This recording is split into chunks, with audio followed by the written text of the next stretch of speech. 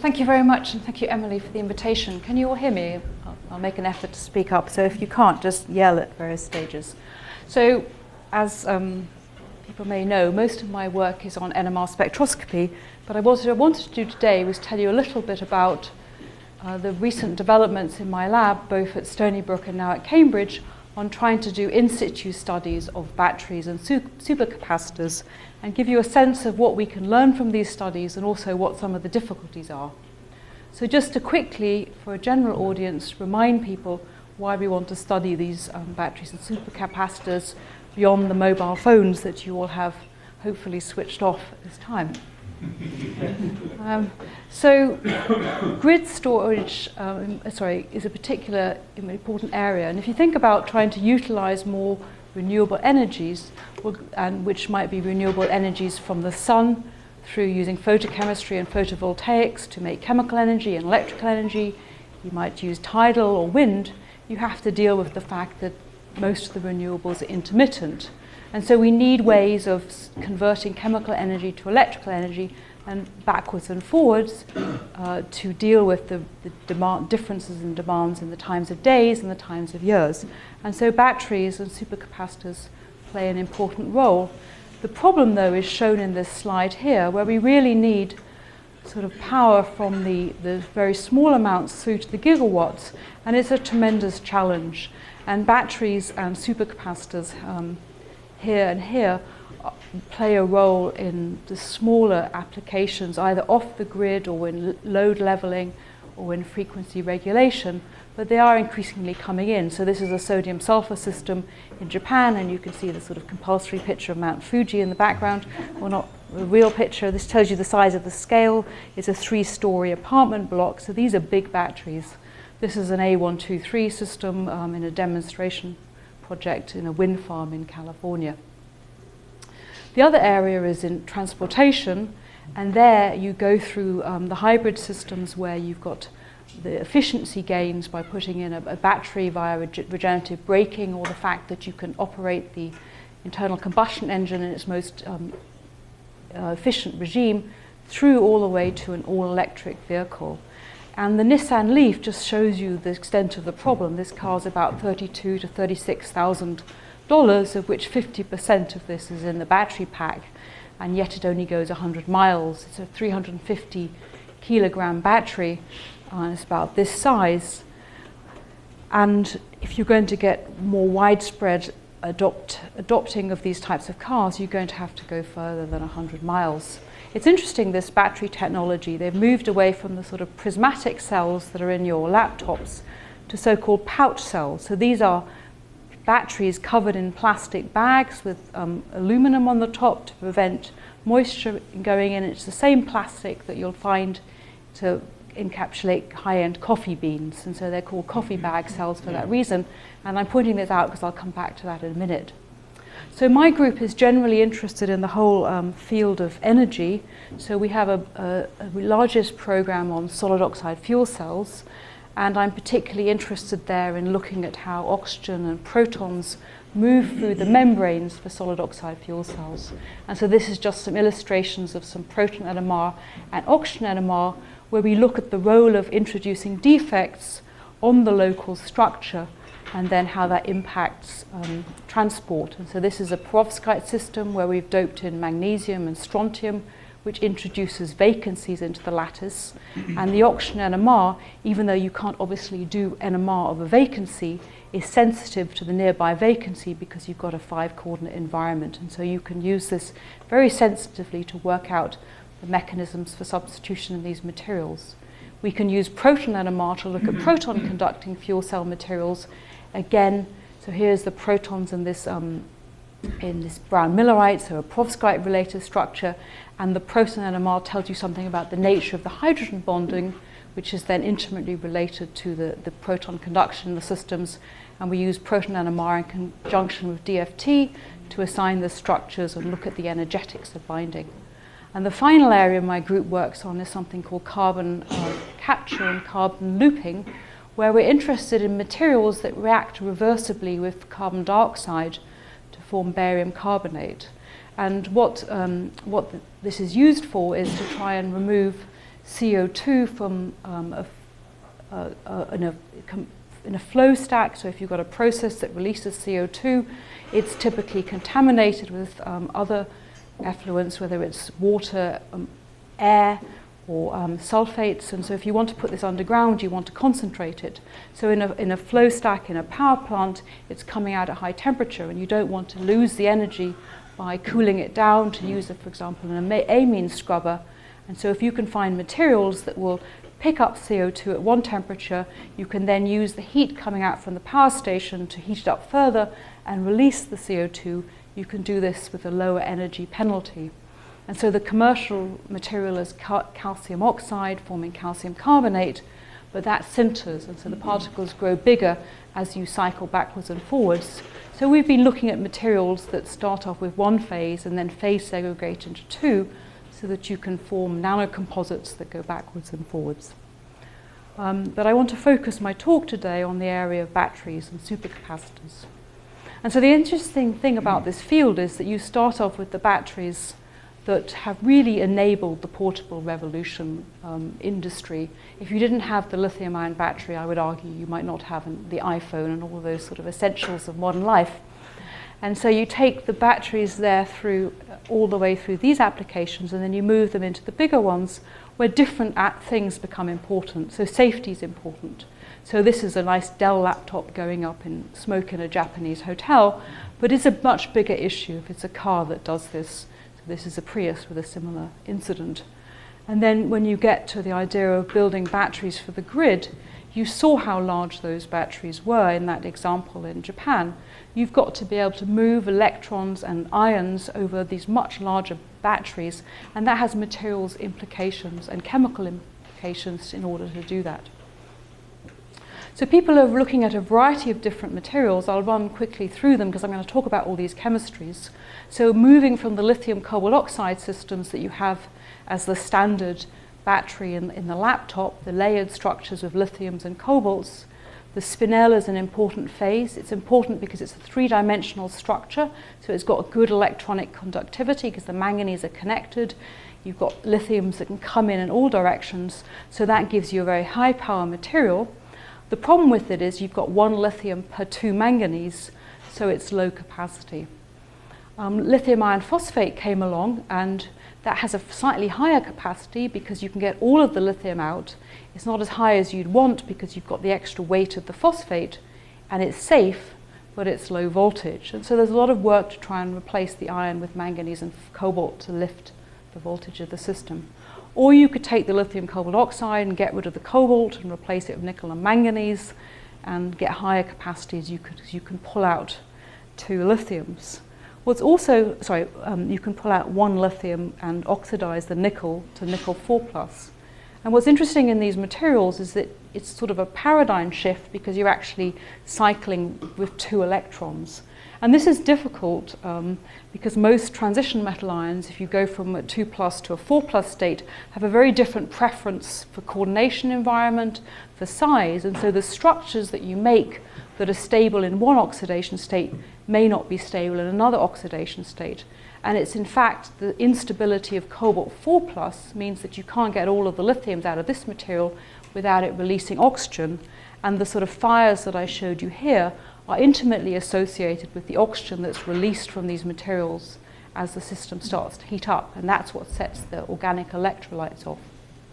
So you can get to much higher capacities if you go to materials where you have complete changes in structures, whether they're conversion reactions where you take a rock salt structure and you go down to a metal lithium oxide nanostructure, or you take these alloying phases where lithium reacts with tin or silicon with 4:1 and capacities that are up to 10 times that of graphite. But you've got issues again of reversibility because you're moving between these very different structures, and volume expansion because you're adding so much lithium into the materials. And so you really, if you want to take these new chemistries, you've got to get them from the chemist who comes through and makes the new materials to putting them all together, from understanding how you get the lithiums and the electrons into the materials, how you put them together into a composite structure with a binder, which is then going to cycle for many, many years, up to 40 years for grid applications. And so you're also dealing with processes at the angstrom to the pack level, and with processes that occur in the sort of picoseconds through to the year timescale. So this is the challenge. So what I want to do is just focus on a little bit of our work on the in-situ spectroscopy of these materials, and just to sort of think about why one might want to work on in-situ metrology. So it's a very efficient way of getting structure or dynamics from the batteries without having to take lots of batteries apart. It's also a very good way of capturing metastable products or intermediates that you might not see again if you pulled the battery apart. We can look at processes that don't survive disassembly, like the liquid-solid interface, and I'll talk about that later, and also look at inhomogeneity across the electrode. And so these are our little batteries that we made for our in-situ NMR metrology. And the disadvantage of these types of battery designs is that we're often making specific battery types for our technique. So this is the NMR one based on that pouch cell design, but we can see it's much smaller now. It's only 1 centimeter in diameter, and it's not got very good compression on it. This is a cell designed by our collaborators at Argonne, Pete Chupas and Karina Chapman, where they've designed a cell based on a so-called swage lock cell that you can do diffraction in it. The disadvantage here is that you don't get very good pressure on the window, and so if you've got chemistries that depend sensitively on how you compress the anode and the cathode, you have to watch out for these diffraction experiments. So those are the sort of practical aspects, but there are also more interesting mechanistic questions that I wanted to address. And the thing that I've been focusing on in the last few years is to ask the question, under these in-situ conditions, do we see reaction pathways that are different than the thermodynamic ones? So what's the balance between the kinetics of the process versus the thermodynamic process? And if we use high rates, what are the distributions across the electrodes? And so the sort of things that become important to remember is that we're always operating under an overpotential. So we're giving extra energy to the system to get it to react. And those energies start to be significant when you think about the thermodynamics of the processes. And so what sets the pathway? And so just some examples. This is the electrochemical reaction of lithium and silicon. And so just to walk people through these processes, so I'm looking at the voltage of a cell of silicon versus lithium metal. So it's all down at around 0 volts. And I convert crystalline silicon to an amorphous phase, and then I form this phase Li15Si4, and then I go back with this large overpotential. And so the questions that one has are, what dictates that? Is it the structures that are formed, or is it the kinetics? And we study that with a variety of techniques. This is just showing you the NMR spectra of this material, where we can use NMR spectroscopy to look at the different processes that you see on the way down here, now with amorphous silicon in these two different processes here. How long does it take to get a single spectrum? So these are ex-situ experiments, and I'll show you the in-situ ones. So what we do is we start by doing the ex-situ experiments so that we get the signatures of the different processes. So we have them as fingerprints, so then we can interpret the in-situ spectroscopy. The other thing I want to talk about is the ideas of hysteresis in two-phase reactions. And I just want to point out that if you have a two-phase reaction of A going to B, there's always a voltage hysteresis, and the question is why. So what I want to do in the talk is to give you a brief overview of the types of things that we've learned from our in-situ NMR studies, over looking at a whole variety of different materials, tell you a longer story about lithium iron phosphate, and then if I have time, tell you about how we pull everything together to understand how germanium chemistry operates. So this was my lab in the basement in Stony Brook, where we put our in-situ NMR spectrometer together. So what we do is we take these little pouch cells that I showed you, the coffee bag cells from the Nissan Leaf, we downsize them, we put them inside an NMR coil, and we attach them to a battery cycler, and we basically press go and follow what's happening. So just to walk people through the different components, what you're seeing here is a copper mesh to get the RF through. That's the active material. That's the separator. So in this case, it it's a polymer called cell guard, or you have a glass fiber. You soak that with electrolyte, so we're using organic electrolytes because we're then reacting with lithium.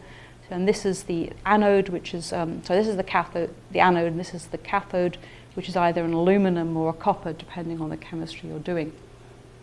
So just to answer your question, so this is some of the first work we did on silicon. And the unique thing about this chemistry was I was on sabbatical in 2007, so I made these cells, and these were actually my NMR results. So this is the only picture where there's anything with my hands are involved. The rest has all been done by my students. So what we do is when we go into a new area and we're doing NMR spectroscopy, it's not like organic chemistry where people know where protons resonate and carbons resonate, or diffraction where you sort of understand the physics. You've got to go in and make model compounds. And so we look at the phase diagram and ask the question, what's in the phase diagram? We go and make it.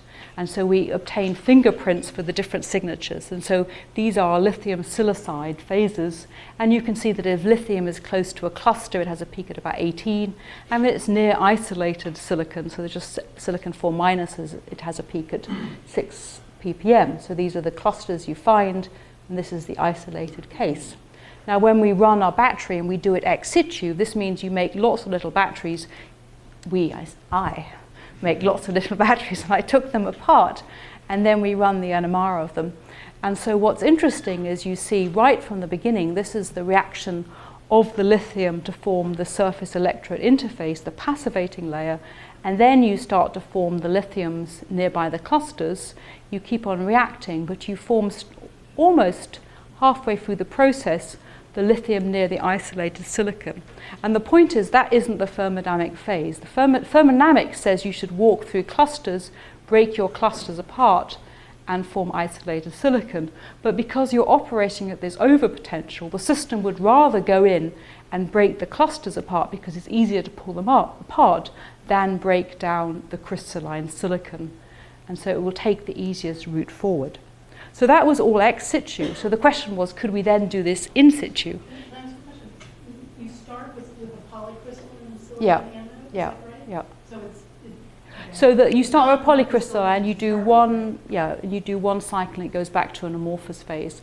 And so the chemistry afterwards is actually lithiation of an amorphous phase. And that's what you were looking at. No, I was looking at the crystalline part first. The amorphous phase is actually, I showed you some earlier stuff, but that was the first process where I'm asking how do you rip that structure apart. That was the crystalline, yes. And so this is now, again, the electrochemistry of breaking the crystalline phase apart, but now you're watching things in situ.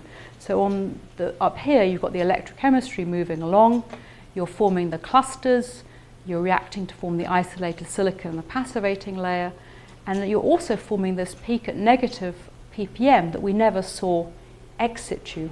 At the same time, you can look at the whole cell. So this is the lithium metal, and this is the electrolyte, and this is the blow up of that. And the changes of the lithium metal, which I'll talk about later, are actually due to dendritic structures growing on the lithium metal. So there was a weird thing going on. We saw this extra peak appearing here, which is shown more clearly in the contour plot. At deep discharge, you form this phase here, and we never saw that by ex situ NMR. And what was actually happening was discovered when now my student was looking at these materials, and I'll play it again. He left his battery sitting for about 600 minutes, so when he came back, the signal had gone. And what this was due to was the fact that these lithium silicides are very reactive. They're down near 0 volts.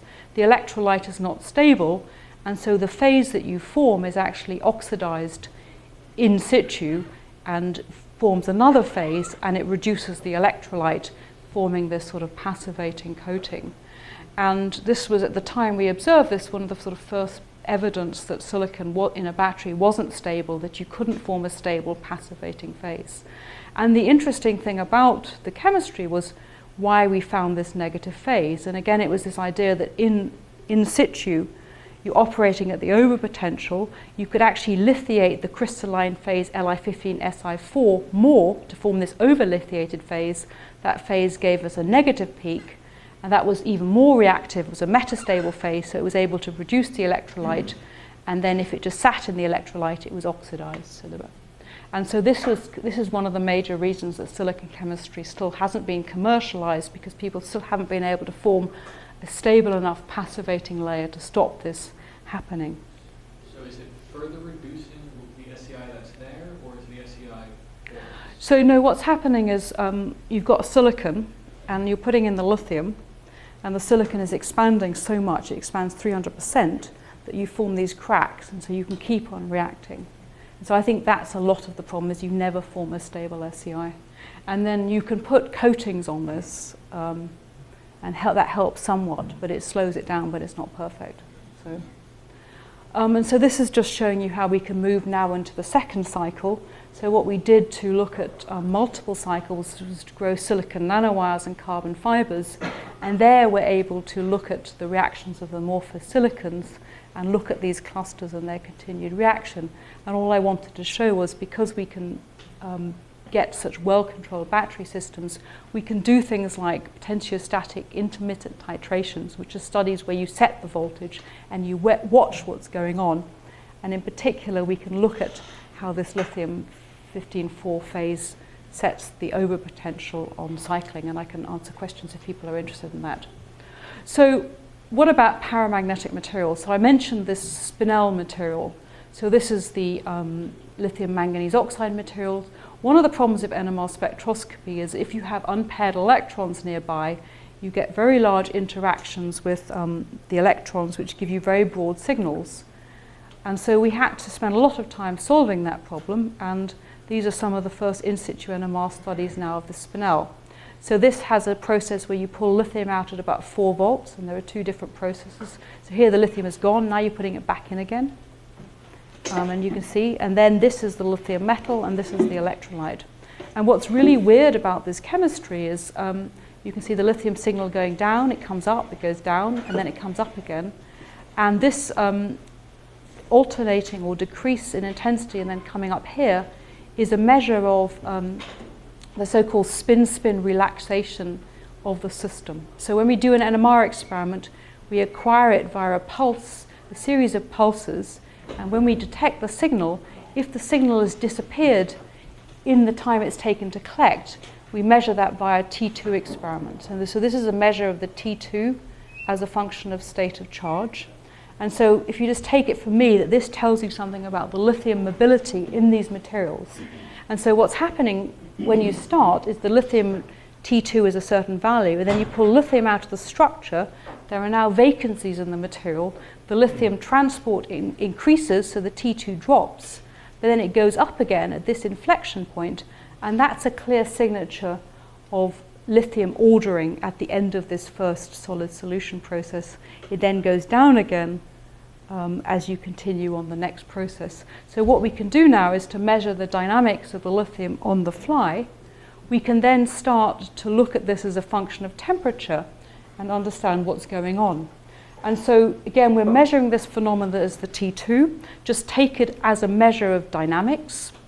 So what we're seeing now as a function of temperature from room temperature to 70 degrees is that in the first part of the process, from lithium 1 to lithium 0.5, the T2 is changing all over the place. If you think about the phase rule, if a parameter is changing, and that tells you it has to be a solid solution. If you have a process where the thing stays constant, that means you have phase A going to phase B, so there is only one parameter that defines it. So by measuring these T2s, you're able to determine whether the process is a solid solution. So a solid solution is a continuous transformation from one phase to another. A 2-phase is where one phase goes to another phase. And so it's a very simple way of getting dynamics and also mechanisms of electrode transformations. So now I just want to show you how we can extend this to electrolytes. And NMR spectroscopy, NMR is a very insensitive technique. And so what we wanted to do was to think about a solid-liquid interface where we could maximize that interface. And the obvious area is to use a supercapacitor. So supercapacitors are generally porous carbons where you have a symmetric cell, so it means the same thing is on the left and the right. You put them in a salt solution, and all you do is you charge up the anodes and the cathodes, and you compensate charge, or you store charge by ions of the opposite sides being forming a double layer on this porous structure. And these materials, or these supercapacitors, are in your mobile phones. It's how you get the flashes. They're in the emergency system of the new Airbus. They're in cranes where you can use the potential energy to charge up the supercapacitor as you lift the weights up. And they're in demonstration projects in Europe for trams.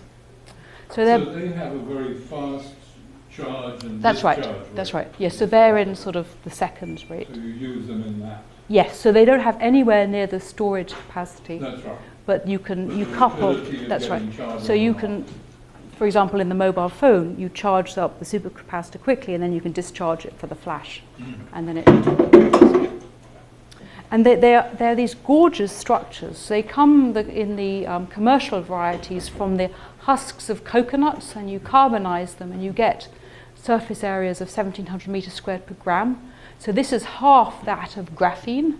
So they're mostly graphenic sheets. And then the coconuts give you this sort of hierarchical structures, coming from the original fibers. This is the PTFE binder holding the whole thing together. And then if you go down into the structures, you can see the mesoporosity, but it's the microporosity that gives you the high surface areas of these structures. And so what we've done again is to go back to square one again and think about how the NMR of these materials looks like and how to interpret it. The typical supercapacitor electrolyte is tetraethyl ammonium BF4- in acetonitrile. So this is a simple adsorption isotherm where we're adding aliquots of this electrolyte onto the carbon films, and we're measuring the signal. And what you see at low adsorption levels is this signal at negative ppm. As you add more, these extra signals come up. These signals here are from the ions in between the carbons and in between the particles in the films, and at the highest concentration it's just the free ions in the electrolyte above the film. This shift to more negative frequencies is, if you're an organic chemist, it's just simply a ring current effect coming from these graphene layers, that you get these local fields coming from that, which gives you this negative shift. And we can calculate this phenomena by doing DFT calculations on small circular coronenes or graphenic fragments, where you can see that as you approach the carbon surface, you get a negative shift. And what I'll show you in a few minutes is when you actually then pump electrons into the system, these carbon sheets become anti-aromatic, and you get a shift in the opposite direction. We can also do clever things. This is in collaboration with Yuri Gagotsi and Drexel, who has made us C13 highly porous carbons that are C13 enriched. And then we can transfer magnetization from the carbons to the ions in the pore, in this case the TEA, the tetraethyl ammonium ions, and you only get signal from the ions that are bound inside the pores, confirming that is indeed the porous signal. And so now this is the sort of some of the first real-time charging of a supercapacitor. What we've done is we've split the design so only one electrode sits in our NMR coil, so we can watch what's going on at one time and one electrode at a time. And so what you're seeing is we're charging up positively and then negatively, and it's going backwards and forwards. And the beautiful thing about supercapacitors is because it's not a Faradaic process, there's no structural changes, they will in principle cycle for years and years and years, which is why they're also very useful in the grid. And so what you're seeing is the porous signal. So this is the ions in the pores, and as you're pumping charge into the system, you're getting a shift to the left, and that's telling you about the band structure of the carbons and this idea of a reduction in the aromaticity, which is reducing the ring current and producing a shift in that direction. But what's more interesting, or at least is to then quantify this signal as you put charge into the system. So this is fluorine NMR of the BF4-. So we're charging up the surface positively. And so you can imagine two scenarios. If you have a positive surface, either you can kick out the, either the negative ions will come in, or you can kick out the positive ions.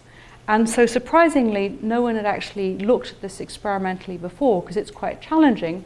But what we can do now with our NMR technique is to work out which of those mechanisms operates. And so what you see at the beginning is that the negative ion concentration doesn't change at all. And so that's telling you that actually it's the positive ions that are going out of the structure. And then when you get to a point where there's enough space, because you've kicked out enough positive ions, in come the negative ions. Now we've extended these experiments of electrolytes where we've been able to monitor both the positive and the negative ions at the same time and look at these different regimes. And then we can move on, and that is in collaboration with Alexei Gershow in NYU. We can do MRI imaging, and specifically on a good day when the movie works, we do what's analogy with functional MRI is we do so-called chemical shift imaging. And so what you're watching here, so this is the electrochemistry. This is one of our early designs, so it's not great electrochemistry. But you've got the positive electrode here and the negative electrode, and we can then do MRI to get the imaging or the spatial relationship, and then we image in this direction to get the chemical shift. And you can see both the positive electrode and the negative electrode are shifting backwards and forwards as you're pumping electrons into the carbon and making it more anti-aromatic. And again, you can quantify these effects to look at which ions go in and which ones are being kicked out. So because the curve, the current voltage curve, it shrinks.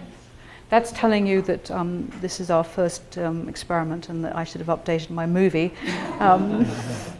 That basically, if you haven't optimized your cell design, then you get ions get trapped on either side.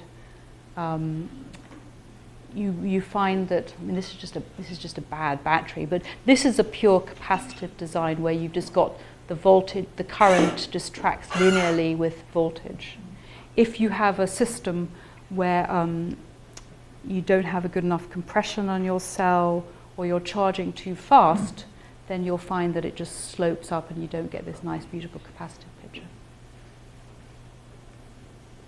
So just to sort of end with a couple more examples, we can look at questions like, can we separate the solid components and liquid components in a battery?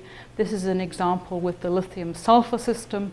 So this is chemistry where you react. So this is sort of a beyond lithium chemistry where lithium reacts to form a series of polysulfides, and at the end it forms Li2S. This is the typical electrochemical profile of it. This is the formation of the polysulfides. This is the conversion of the polysulfides to Li2S. And in our in-situ setup, we were able to actually detect Li2S from the beginning in our particular cell, and by looking at the lithium, the concentration of the liquid components with the solid components, we were actually able to map out a phase diagram for the system. This is another example, and this is, go backwards for the movies, a case where we're looking at dendritic formation in real time. We've moved from our earlier work on lithium. This is a sodium dendrite. We're going backwards and forwards, and the signal is increasing as you go on. And this is because as the dendrite is forming, the ability to see the dendrite increases because you can penetrate through the metal.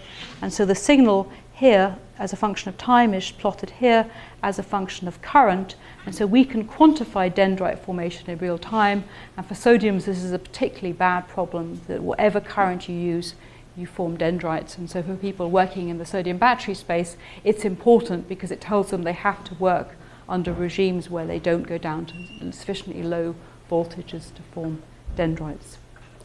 Okay, so I'm going to now spend the next bit telling you about one specific example now where we're moving my technique, and I'm going to talk about in-situ diffraction. I'm going to talk about lithium-ion phosphate.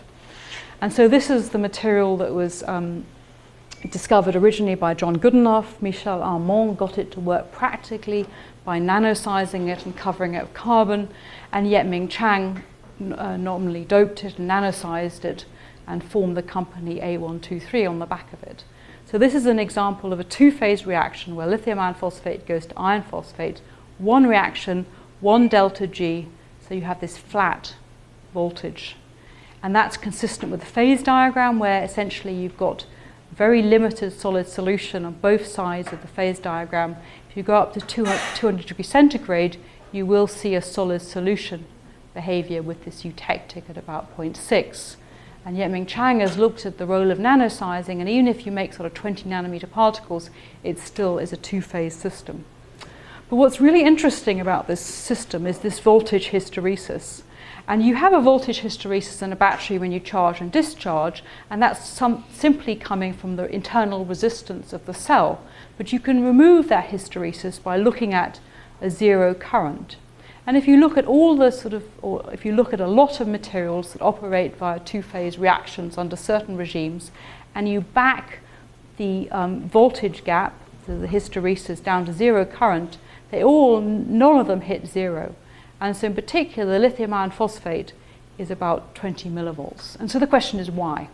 So the traditional sort of thinking of why you get these hysteresises is associated with how you move phase boundaries in a solid. So the first thing you have to do is to nucleate the new phase. So in this case, you're nucleating the iron phosphate within the lithium-ion phosphate phase, and then you've got to grow that phase, and then you've got to move the phase boundary. And so that would give you, or would be associated with, an activation barrier. And so in some beautiful work of Tom Richardson a number of years ago, he looked at chemically delithiated lithium-ion phosphate. He was able to see the iron phosphate side and the lithium-ion phosphate. He was able to see a phase boundary of about 10 nanometers, and he was able to work out its orientation.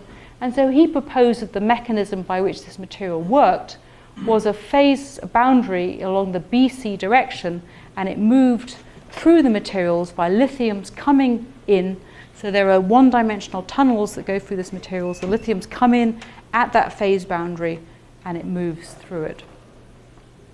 And so this is sort of consistent with some of the microscopy that comes out for large particles, where you can see both iron phosphate and lithium-ion phosphate, and some mixed phases that contain them both. But if you look at small nanomaterials, so this is in the 50 to 300 nanometer range, you always only see lithium-ion phosphate and iron phosphate. You never see a mixed component like this. So this was a micron-sized particle. And so the thought then was that when you get down to the nano size, if you've got a phase boundary that's about 10 nanometers in size, and you've got particles in the sort of 100 nanometer regime, well, that phase boundary is such a large fraction of your particle that it becomes very unstable. And so once formed, it's going to be unstable, so the particle is going to react very quickly. And so this is a two-phase material. It's got everything against it. It's got a one-dimensional tunnel system, and yet it's one of the highest rate materials that people work with. And so this is a controversial paper by Gerd Sader, where he showed that you could, albeit in a diluted electrode, so what he did was to dilute the lithium-ion phosphate with aluminum oxide particles, so that you weren't limited by how fast the lithium ions could get to from the electrolyte into the material. He was able to get 50 C cycling. So C cycling is sort of the bizarre electrochemical term for how fast you go. So a 1C means you cycle in 1 hour, 60 C means a 1 minute charge. So very fast. How does it work? So the first theory of reaction came from Claude Delmas, who proposed a so-called domino cascade model. So this is the model of a series of dominoes. You push one over, the whole lot fall over. So he said that once you've formed an interface, so you've got an iron phosphate, once you formed you nucleated and grew the interface of lithium iron phosphate, it was so unstable, it would zip through your particles, so you'd never see it. And so if you did an ex-situ experiment, you'd always only see lithium iron phosphate or iron phosphate. You'd never capture that reacting particle. Then Gerd Sader came along, and he said, based on DFT calculations, that there was actually a metastable solid solution phase only about 10 MeV above the ground state. And so these are DFT calculations by his student Rahul Malik. And this sort of makes sense because you've got a phase diagram with the solid solution only at 200 degrees centigrade. But this is a so-called metastable solid solution. And so he then proposed that the particles, when they reacted, instead of going through this two-phase reaction, they would then move through this single-phase process, going from the iron phosphate to the lithium iron phosphate. And if for some reason you stopped in the middle of your reaction, your particle wouldn't be happy like this, and so it would have to decide, was it going back to square one again by giving off lithiums to the electrolyte, or would it take the lithiums from the electrolyte and go to form lithium iron phosphate. And so there's sort of analogies with spinodal decompositions where you start and then you go then very rapidly from one phase to the other. So this is very different from a standard solid solution reaction where you would expect this phase to gradually transform from one phase to another. Here, this is individual particles deciding that their time is ripe to react, and they do this via the single phase mechanism. Meanwhile, Besant came along in also at MIT, and he said actually what was going on was that when you cycle very fast, you don't have time to nucleate and grow interface, so you're just going to form a quasi-solid solution driven by this rate, and then that moves sort of ballistically through the solid. At the same time, other people came along and they found these sort of intermediate lithium 2/3 phosphate phases that were there in the eutectics in the phase diagram, and they proposed that actually they were buffer phases helping to deal with the strain between the two lithium iron phosphate and the iron phosphate materials. So we've been struggling with this energy center for the last 5 years to try and figure out what's going on. And so what we did was we looked things at lower current where you might expect sort of sequential transformations to higher currents where our hypothesis was that if we pushed it very hard, we can get many more particles to transform at the same time, and we might be able to capture what's going on. So just to sort of walk you through what the problem, the slow reactions, I thought I would just tell you something also about mapping whole electrodes. And we do this at Brookhaven, and we also do this at Diamond in the UK. And the reason I'm interested in reactions through whole electrodes was going back to the idea of grid storage, where if you want to make bigger batteries, one of the ways to scale up is to make thicker batteries, and then you get issues of homogeneity across your electrode. And so what we do is we go in now in this with a diffraction beam that can penetrate through the case, and we can track what's going on in real time. And so this is just showing you the diffraction of the whole coin cell. So what here now is electrochemistry of lithium iron phosphate, and we're taking diffraction patterns during the process. And what we're doing now is we're doing focused diffraction through this electrode here. And so what you can see is a change in the diffraction pattern from the lithium iron phosphate near the base to the iron phosphate at the top. And you can see it's not uniform. So the reaction at scan 7, which is sort of towards the end, has essentially gone to completion near the separator where the lithium ions are, and is still unreacted near the base. And so this is telling you that the thing that dictates the reaction is the tortuosity through your electrode to actually get to the particles. And this is the same profile is seen on discharging. And then what we've been doing is to work with Katsuya Thornton at the University of Michigan to do continuum modeling of these things. And what you're looking at is an electrode particle, and this is the front moving through it, and at the same time, this is the concentration of the electrolyte. And so what happens is very rapidly you get a depletion of the electrolyte because the lithium's in the electrolyte because the lithiums can't get there fast enough. So just to look at it more statically, it's easier to see. So here's the discharge. So you're starting with iron phosphate, you're putting in the lithiums. The lithiums are coming in from the separator. They're moving through. And then at the same time, at the salt concentration, very rapidly, all the lithium that's in the electrolyte in between the particles goes rapidly into the electrolyte.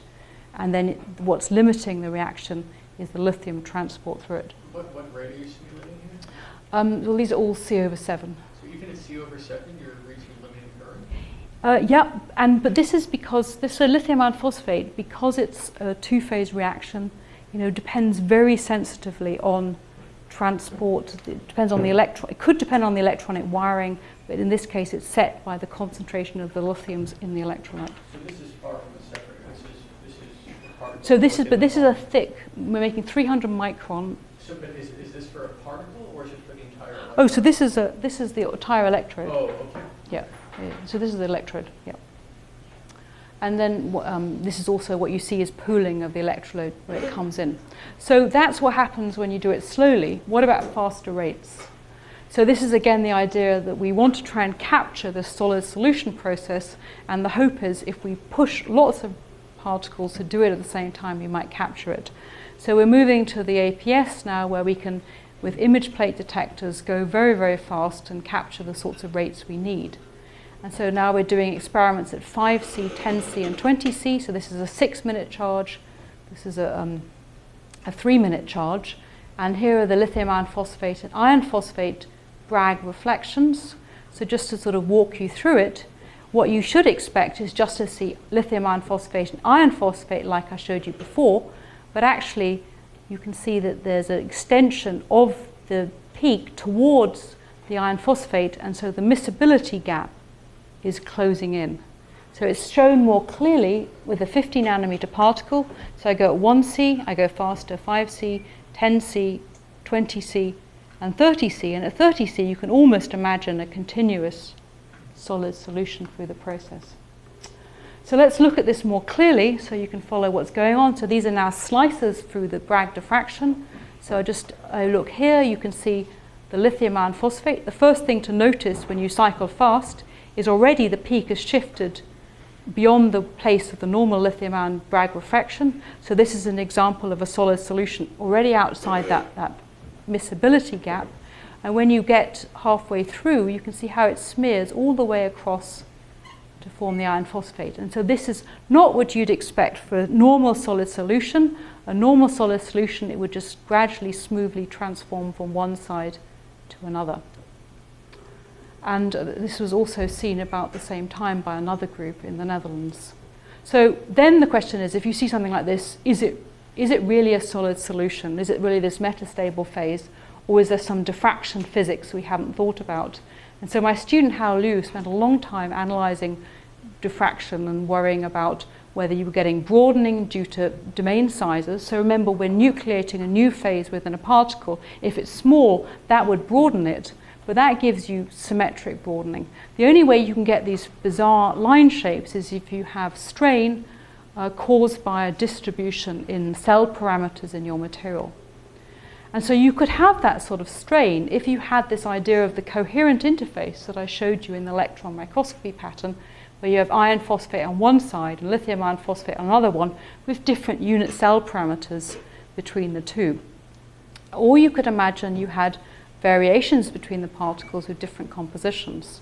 And so what Hao did was to model the diffraction based on particles of about 200 nanometers, and he considered what happens as you increase the size of the interface. So he started with the 10 nanometer interface that had been seen by electron microscopy, where you really see no effect on the Bragg refraction. He increased the size of the interface, and it wasn't until he got to about 160 nanometers did he start to mirror what we'd seen experimentally. And so the bottom line is, if you want to get those types of Bragg diffraction patterns, you need an interface that's about the same size of the particle, and that just doesn't make sense. He then also worried about or looked at interfaces with continuous compositional variations across the interface. And so effectively what we're seeing is a continuous variation in concentrations of lithium ions in these particles. And so what he then was able to do was to do a full fitting of the diffraction pattern to prove that there was no amorphous component. And the reason he did that was that Yetming Chang had claimed that when you cycle these materials very fast, you saw an amorphous component where it sort of disappeared. But he was able to show that actually it was this iron phosphate going to the lithium iron phosphate reversibly, but via this metastable solid solution mechanism. He could then extract the distributions of parameters from the whole cell, and then using Vegard's law, take the distributions of cell parameters and put them into the lithium ion concentration. And this is just an example of one part of the curve where we're halfway through, and you can see this almost continuous variation of lithium concentration. So it's very different from an equilibrium solid solution. And so at least in our hands, this is one of the major reasons why lithium iron phosphate is such a high rate material. And so just to sort of conclude this section of the talk, there are many different reasons why lithium iron phosphates react differently with different people. Particle sizes and shapes are important, rates are important, but it is this access to a low metastable solid solution, only 10 to 20 millivolts above the ground state, that allows you to go through this mechanism. I think because of time and you've asked all these questions, I'll stop unless you want to give me a few more minutes. Don't all get excited. Okay, I'll tell you very briefly. I want to tell you one quick story, and that's about how we pull everything together. So I want to end by contrasting silicon and germanium. So silicon, 10 times that of graphite as an anode. Germanium is almost as good, particularly on a volumetric basis. It's also got higher electronic conductivity, so it should be a better material than silicon. Turns out it's obviously more expensive, so that's less advantageous. Oh, that's interesting. Sorry, not sure what that's about. I think it's my solid-state ionics abstract that hasn't been submitted. So it's a very complicated mechanism, but it's got a lot of analogies with silicon. Basically, you start off with crystalline germanium. You go through a whole series of these dumbbell, partially crystalline phases, and you end up with Li15 germanium 4. And there's been a whole plethora of proposals of what goes on in this chemistry. So what we did in collaboration with Andrew Morris in the Cavendish in Cambridge and Chris Picard at UCL was to use DFT, and particularly use this ab initio random structure searching method to map out the phase diagram and work out the energetics of all the different lithium germanium crystalline phases. And what was interesting was we determined that the phase Li9 germanium 4 that had been proposed wasn't thermodynamically stable, and instead the reaction should really go via the formation of Li7 germanium 3.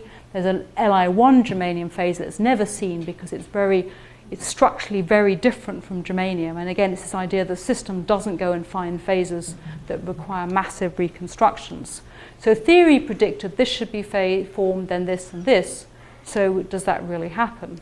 So we went off and again we made our model compounds from the nominal phase diagram. And the first thing that we found was that the Li9 germanium 4 phase that theory said was not stable was indeed not stable, and we made the phase that had been predicted by this random searching method, the Li7 germanium 3. We characterized it also by a technique called paired distribution function analysis. So this is a technique where you do diffraction, you do total scattering, and then you do Fourier transform. And the Fourier transform gives you correlations or peaks corresponding to the spacings in your material, with the intensity telling you how many you have. And so it's like EXAFS, but it goes out further. It's more complicated than EXAFS because you get every single correlation. So then we did NMR. Again, we start with our model compounds, so we can identify the fingerprints of the different environments. So again, we get this peak at positive ppm coming from lithium near the clusters. You start with these cluster phases, you break them up, and as you break them up, it shifts to lower frequencies, and then the Li15 germanium 4 phase comes, and it's got a negative peak. So we know where the different peaks are going to be found. Then we do diffraction to follow what's going on electrochemically.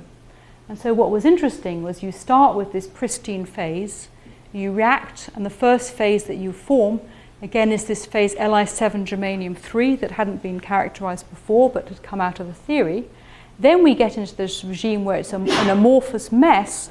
For those of you who do diffraction will see that there are still Bragg scattering. So there's still some long-range order, but it's within the disorder. And then once you've completely sort of lost it all, you then push down and you form this crystalline phase Li15 germanium 4. So again, in the PDF, we start off with crystalline germanium, and you can see the peaks extend out for a long way because it's crystalline. As you go more amorphous, the coherence length of the order decreases, so you start to see fewer peaks. Those peaks are consistent with the Li7 phase, and then you form this plethora of germanium compounds that I'll show you in a second, and it all will make sense. And then at the end, you form the Li15 germanium 4. The NMR says, again, you form the Li7 phase, you continue to form the Li7 2 phase, so this is the phase with fewer dumbbells, and at the end you form the Li15 germanium 4. So that's ex-situ. But when you do it in situ, you see something slightly different. You see the formation of the Li7 phase, But instead of forming discrete crystalline phases, you get this continuous shift until you get to the Li7 phase, and then that then transforms to the germanium, the crystalline germanium 15 phase. So putting it all together, this sort of is a nice illustration of what controls some of these electrochemical reactions. You start with germanium. Germanium then reacts to form this first phase, Li7 germanium 3, with the dumbbells. But because there's a series of all of these very related structures, all containing dumbbells interspersed with lithiums, at this point they're so close in energy, and this is at room temperature, and so the sort of kinetics associated with transforming between these different phases is slow, so the system can't decide.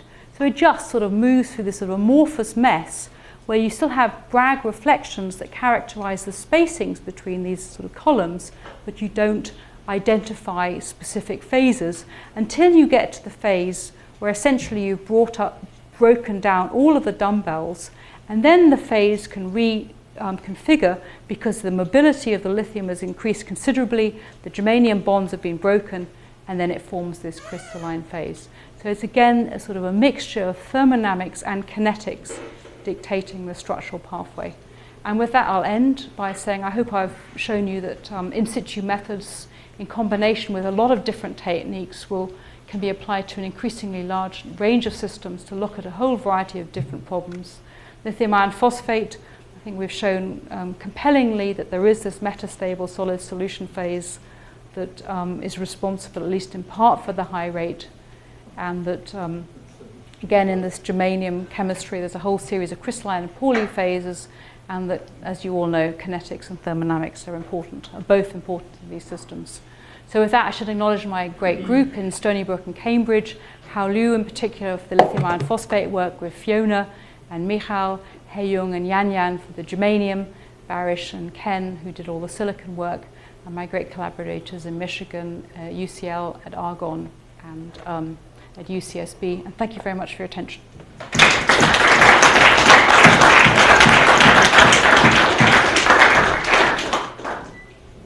So questions? First off, thank you very much for that talk. That was really interesting. Secondly, have you considered the influence of preferred orientation in terms of surface energies on the lithium iron phosphate compositional variances that you've seen? So, do we separate, when you say preferred orientation, that's normally something I would think of in terms of sort of the diffraction response. Do you mean in terms of how it reacts? In terms of what surface planes are, what planes are on the surface of the lithium iron phosphate?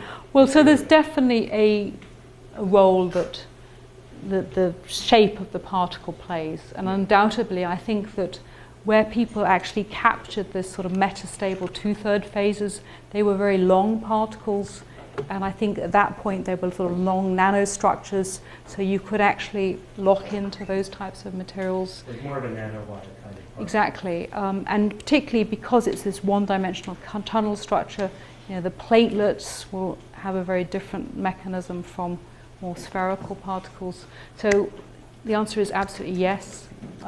We haven't done the detailed in situ experiments on them, but partly because we need to get electrodes that work at those sorts of rates, and the ones that actually do the best are sort of spherical particles covered in carbon, and so you make them by a solid state route with carbon, and it makes these rather featureless blobby things. So yeah. Thank you. In the corrosion study, usually they have this potential dynamic of the hysteresis between the potential and ion. Usually they attribute it to the stable interface rather than distinct crystalline or non-crystalline, but they're forming like stable protection of film that prevents corrosion. Could it be also applied to this case? Well, I mean, I wouldn't for one moment want to say that this is the mechanism that always produces hysteresis. I think there are masses of reasons that do it, and I think but it's always associated with something that the system is sort of kinetically prevented from going one route, so it chooses an easier way, and if that's a passivating layer that's again preventing or producing a larger overpotential that drives something. So I don't think corrosion aspects are what's responsible in this case, but I think, you know, maybe in other systems that would be the case.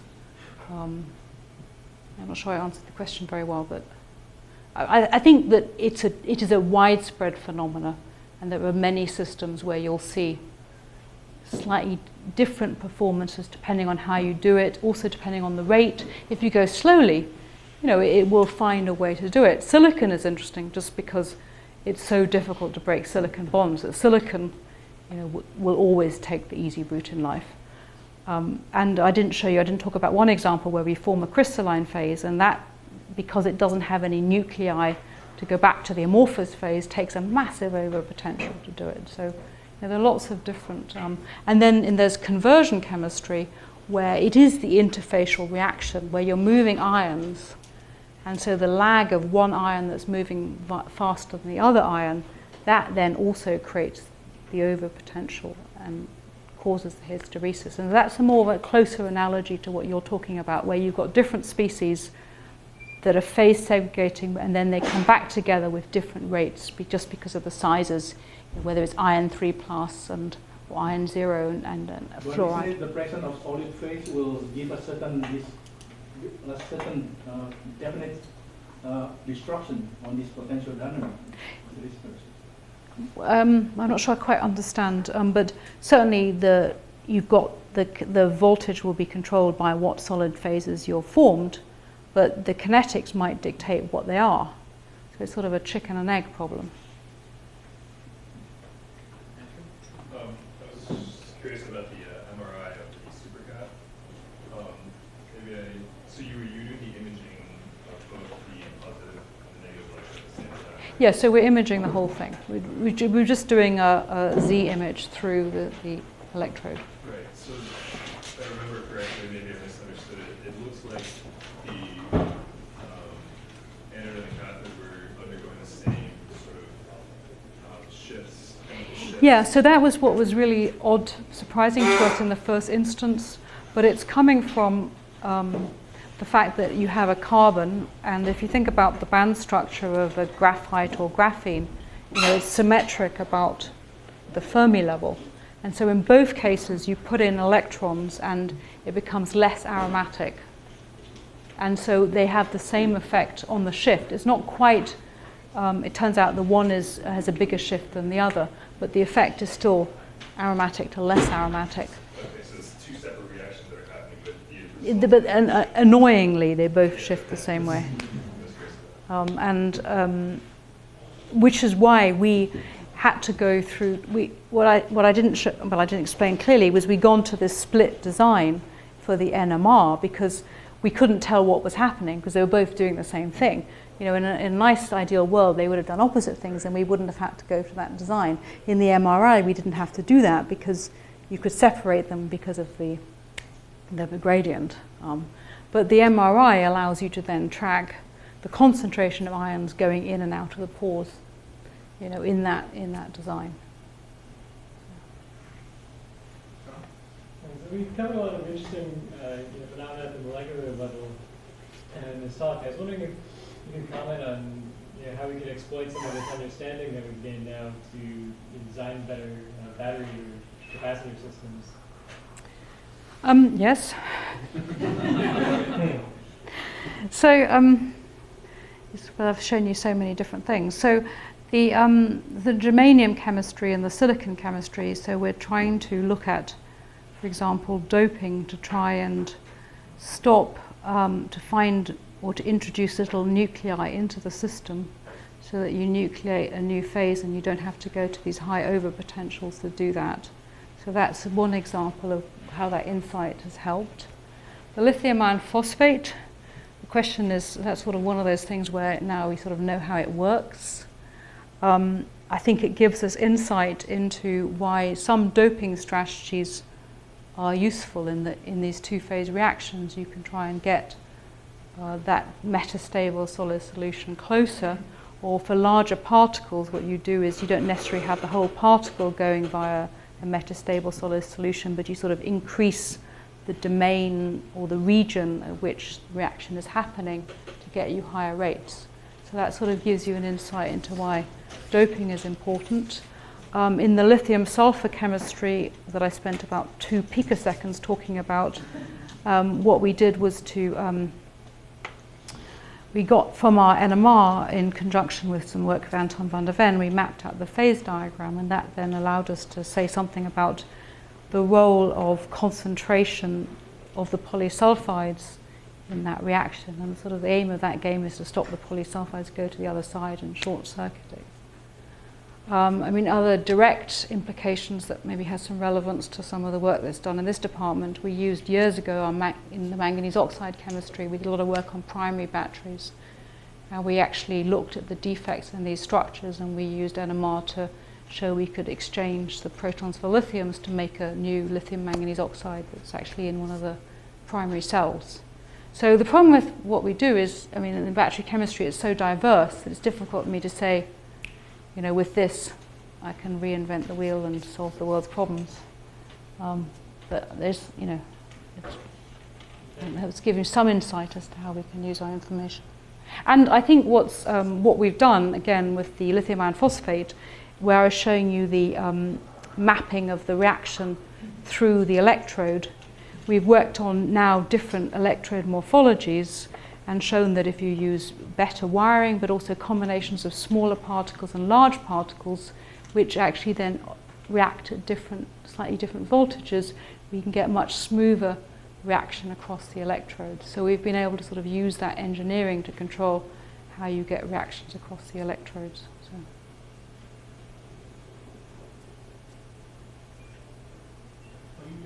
You guys already asked a question. I got a question. So, you touched upon this, I think, in almost everything you covered, and sort of what's there, but also what's important is what's not there, or the space around the particle. What it seems that you could apply to, you know, to build on to John's question, is an ideal rate of charging, because I'm seeing a Goldilocks scenario in a few situations where you don't want it too fast or you don't want it too slow. You want to hit upon just the right mechanism. Right now, battery management systems are pretty crude. They go as fast as they want, or then very, very slow. It seems that almost directly you can pick out where you should be at what state of charge and feed that directly into a BMS. Am I misreading the data? It's an interesting question. I mean, I think one has to sort of take into account, though, if you want to do what you're doing, is that then you've got to sort of extend to the practical electrode size that's being used. But I think one could probably get some insights into the thicknesses and the torch and the... Because you can take your particle understanding, map it to a Newman macrological. Well, and that's sort of what we're trying to do with Katsuyu, except it's sort of the next level up, because she's also looking at transport within the particles at a more sophisticated level in the Newman model, and so that is a nice example of where we take the mechanism for the transformation of the lithium iron phosphate, and we put that in the whole electrode modeling, and then we use that to explore, you know, what sort of mixtures of sizes of particles, what sort of electronic wiring do you need, and tortuosity to alter that. So yeah. But I'd be curious, not to make your work harder, it's already quite complex, but if you, when you look at these rates, vary the rate. So say we're going from one mechanism to another, and now in order to maximize the life of this, or the repeatability, now we're going to go from C/7 to C/3, because this is what, as you so well put, this is what the electrode wants to do here. I mean, I never see that in any literature. I mean, they're all of these very complex mixtures, but the way in which the batteries are charged are always fairly simple. We're going to go fast, we're going to go slow, and that's what we're going to do. So by using what you know to figure out what the rate of the battery should be, not just what the mixture should be, what the battery should be. Maybe. I just want to say to that, yes. So I think that, yes, I think that the sort of, but the information we get feeds into that sort of part of the coarse grain modeling where you actually then look at how the particle then reacts itself. And so then, but then you have to couple it together with the continuum modeling of the transport of the lithiums and the transport of the electrons. And I think in conjunction with these micro-focused diffraction experiments, it can be very powerful. And what I didn't talk about is we also do MRI to map the lithium concentration. Sorry. Any other questions? I have a Bill. Ben, and then we'll have some cheese. So, do you think there's a potential for using MRI to characterize nanostructures, like highly one-dimensional nanostructures, such as silicon nanowires? No, I mean, I have to be honest, MRI is a pretty useless technique in that respect. It's got a resolution of 10 to 100 microns. It's a very crude technique. So its only advantage is that it has chemical specificity. You know, that's the only way it can tell you between different local environments. That's the only thing it has going for it. It's very difficult to sort of, and it tells you something about mobility. So, sorry.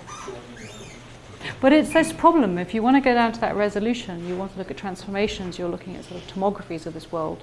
And at that sort of level, then you're just looking at a very small sample. And then how do you extend it out to the larger sample? So there's always this tension between the size of something you can detect, what process, and yet you want to be able to go from the nano size through to the centimeter, or at least the millimeter size, to understand all the processes in the battery. And then those sub-wavelength tricks you pull off. I mean, like, I'm not. You see, I'm not an MRI person, but even where I were, I don't think sub-nanometer techniques are going to.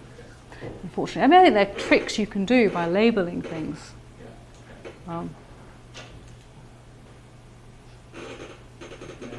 Yes. I understand the group of MIT recently observed the transformation from cluster in solution into nucleation process using the electron microscope, I think. Do you think it will be also applicable to this process? And also, have you considered I think we should have stopped the talk now. Infrared as well as Raman spectroscopy or in situ? So we do IR and Raman as well, and particularly in the supercap space. The problem with the IR, it doesn't penetrate very much thick into the electrode. So you're looking at inherently at sort of more surface processes. And so if you want to, and these are black carbons, and so the answer is yes, but it has limited applications in some areas. Raman you can do something with, and it's quite useful to characterize carbons. And you can do in situ electron microscopy. I mean, I wasn't by any stretch of the imagination covering all the in situ metrologies out there. The in situ TM, though, although it's got a lot of high profile, tends to look at electrodes that are very far from reality. And so you have to sort of, and so for the work on silicon, which it looks at a single nanowire and it touches it at one end, and it just shows you that it transforms to Li15Si4. So it's beautiful, but it's not under, they don't control it under any, they just put a sort of lithium 0 and watch it transform. So there are compromises in whatever method you use, and it's just a question of pulling it all together. Great. Thanks very much.